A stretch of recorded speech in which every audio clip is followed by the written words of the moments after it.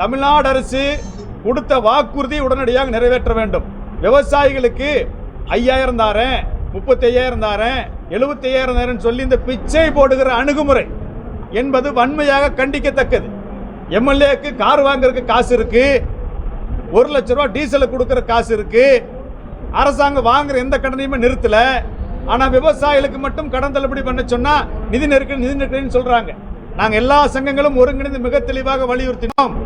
தேவையில்லாத திட்டங்களை விவசாயிகளுக்கு கார்பரேட்டுகள் பயணிக்கூடிய திட்டங்களை நிறுத்திட்டு அந்த தொகையை எடுத்துங்களுக்கு கடன் தள்ளுபடி சொன்னோம். அதையும் அவர்கள் செய்யவில்லை.